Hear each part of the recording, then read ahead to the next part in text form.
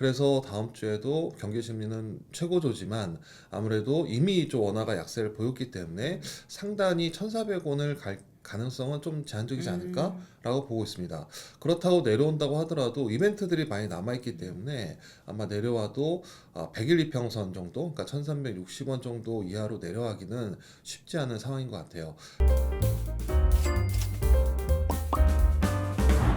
안녕하십니까. 자본시장 영업부 이연주입니다. 안녕하세요. 이코노미스트 문정입니다. 이번 주도 똑똑한 환율 이야기, 환율 똑똑 시작해 볼까요? 수석님, 달러가 1380원을 네. 돌파했어요.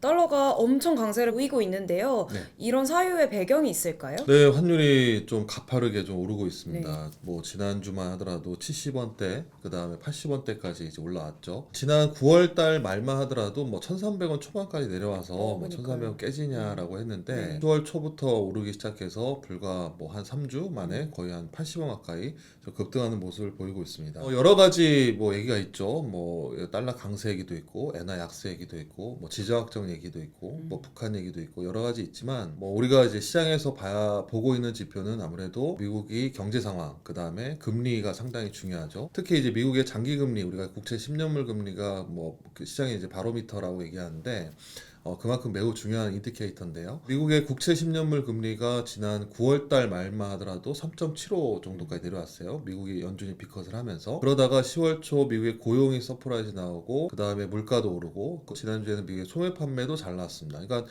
경제 상황이 왜 비컷을 했을까라는 의문이 들 정도로 네. 상당히 좋았다라는 거죠. 그러면서 미국의 국채 10년물 금리는 4.2%를 주중에 넘기도 했습니다. 그러니까 10년물 금리가 불과 9월 말만 이어서 이제 10월 달 들어서 거의 한 50bp 정도 급등을 했어요. 그래서 금리가 이렇게 많이 오르다 보니까 다른 나라들, 그러니까 뭐 유로나 아니면 일본에 비해서 금리가 상대적으로 높고, 이렇게 금리가 오르다 보니까 뭐 금리 차도 발생을 하고, 그러다 보니까 달러 강세를 보였습니다. 우리가 최근에 이제 지표를 보면은 미국의 10년물 금리가 대략 한 0.1% 포인트만 오른다고 하더라도 이 달러 지수, 우리가 DXY 인덱스라고 하는데 이 달러 지수가 0.6포인트 오르고, 달러 지수가 1포인트 오르면은 달러 환율이 한 13원에서 14원 정도 올랐어요. 거의 비슷하게. 그래서 대략적으로 달러 강세, 미국 금리가 올라가고 달러 강세 보이고, 이에 따라서 환율이 한 1360원 정도까지는 적정한데 지금 80원까지 올랐다는 거죠. 그래서 추가적으로 한 20원 더 오른 거는 엔화 약세나 아니면은 중국 위안화 약세 얘기도 있고, 최근에 뭐 트럼프 트레이드 또 나오죠. 그러면서 이 경계 심리, 그러니까 대선에 대한 경계감, 북한에 대한 이야기, 이런 것들이 동반되면서 원화가 추가적으로 더 약세를 보였다라고 볼 수 있을 것 같고요. 그러니까 뭐 달러 강세 그리고 그 외의 요인들이 전체적으로 원화에는 약세 요인으로 작용을 했다라고 봐야 될 것 같습니다. 그럼 정리해보자면 미국 경제가 정말 좋았고 네. 그에 따라서 미국 국채 금리가 올라서 이거는 달러 강세에 영향을 미쳤다. 네. 그리고 트럼프 트레이드나 아니면 지정학적 문제들도 원화 약세에 네, 영향을 맞습니다. 미쳤다. 네.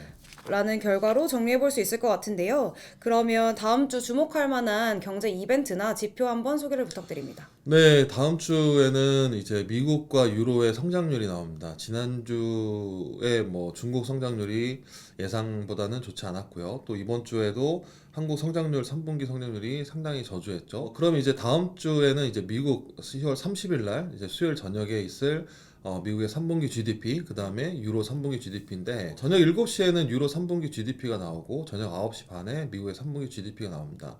뭐, 유로도 중요하지만 상당히 이제 미국을 상당히 주목하고 있는데, 최근에 미국 경제가 좋다라고 말씀을 드렸잖아요. 그래서 지금 3분기 GDP 성장률도 지난 2분기만큼 좋다라고 나오고 있어요. 컨센서스 같은 경우는 전기비 연율로 3.0%고, 애틀란타 연준에서 추정하는 GDP 나오는 3분기 GDP가 전기비 연율로 3.4%입니다. 2분기가 전기비 연율로 3.0이 나왔어요. 그래서 상당히 좋았다라고 했는데 9월 달에 미국 연준이 급이컷을 했습니다. 근데 이번에 만약에 3분기 GDP마저 좋으면 과연 이제 연준이 11월, 12월 회의에서 금리를 인하할 수 있느냐라는 게 의구심이 들 수가 있거든요. 최근에도 보면은 이제 금리 동결 확률도 조금씩 올라오고 있어서 사실상 3분기 GDP가 지난 2분기만큼 더 좋을 거냐, 아니면은 그렇지 않을 거냐에 따라서 아마 금융시장, 특히 앞에서 말씀드린 것처럼 미국의 장기 금리나 아니면 달러 강세, 달러 요인들, 이런 것들이 영향을 미칠 거라 보고 있고요. 또 미국 대선이 이제 이번 다음 주가 되면 이제 일주일 남습니다. 그래서 지금 박빙이거든요. 그래서 그런 부분에서 아마 대선에 대한 경계 심리 이런 것들도 맞물리기 때문에 아마 다음 주에 금융시장은 GDP를 대기하면서 이제 대선에 앞둔 경계 심리가 아마 그 막바지에 이르지 않을까라고 보고 있습니다. 그럼 정리해보자면 미국의 GDP가 2분기만큼 좋게 나온다면 네. 이거는 달러 강세 요인이고, 왜냐면 네. 연준 금리 인하 기대가 낮아지기 때문에.